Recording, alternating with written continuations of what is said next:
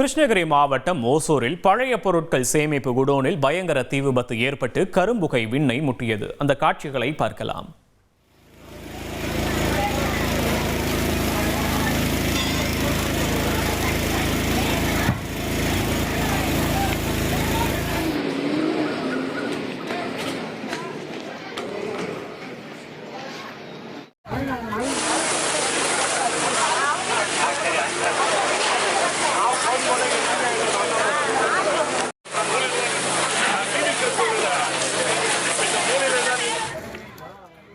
விவரங்களை செய்தியாளர் ஜெயசுராஜ் வழங்க கேட்கலாம். ஜெயசுராஜ் வணக்கம். தீயை அணைக்கும் மணி எந்த நிலையில் இருக்கு ஜெயசுராஜ்? தற்போதைய நிலவரம் என்னங்க? விவரங்களை பதிவு பண்ணலாம்.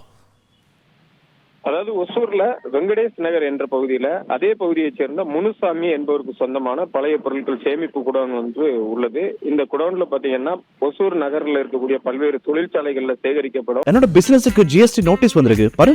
உடனே ஜிஎஸ்டி எக்ஸ்பர்ட் பேசு. உடனே எப்படி கிடைக்கும்? பாஸ்வாலா. Be the boss.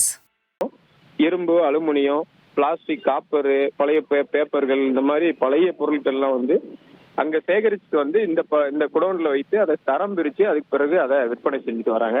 அதே மாதிரி இந்த குடோனுக்கு வெளியவும் வந்து நிறைய பொருட்களை வந்து அங்கங்கே வந்து போட்டிருக்காங்க. அந்த வெளியே போட்டிருந்த அந்த பழைய பொருட்கள்ல இன்னைக்கு காலையில திடீர்னு தீ பிடிச்சிருக்கு. அந்த தீ வந்து மலமளவனா பயங்கரமா அங்க பற்றி எறிந்ததுனால அந்த அக்கம் பக்கத்துல இருக்கக்கூடிய வீடுகள்ல இருக்கிறவங்க அதை பார்த்துட்டு உடனடியா வந்து அந்த உரிமையாளருக்கும் தீயணைப்பு துறையினருக்கும் வந்து தகவல் அளிச்சிருக்காங்க. சம்பவ இடத்திற்கு ஒசூர் தீயணைப்பு துறை 2 வாகனங்கள்ல வந்து தீயை அணைக்கும் பணிகள்ல வந்து ஈடுபட்டாங்க. சுமார் 2 மணி நேரத்துக்கு மேலாக தீயை வந்து போராடி வந்து தீயை அணைத்தனர்.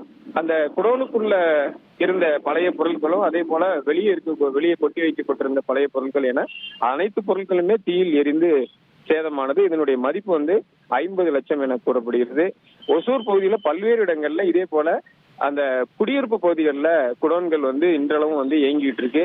இதனால வந்து சில நேரங்கள்ல அந்த தீ விபத்து வந்து அதிகமா பரவுனா அந்த குடியிருப்பு வாசிகளுக்கு பெரும் அச்சமும் அதே மாதிரி தொல்லையும் வந்து ஏற்படுகிறது. அதனால வந்து இதை வந்து அகற்றணும் அப்படின்னு சொல்லி அந்த பகுதி பொதுமக்கள் வந்து மாநகராட்சி கோரிக்கை வச்சிருக்காங்க.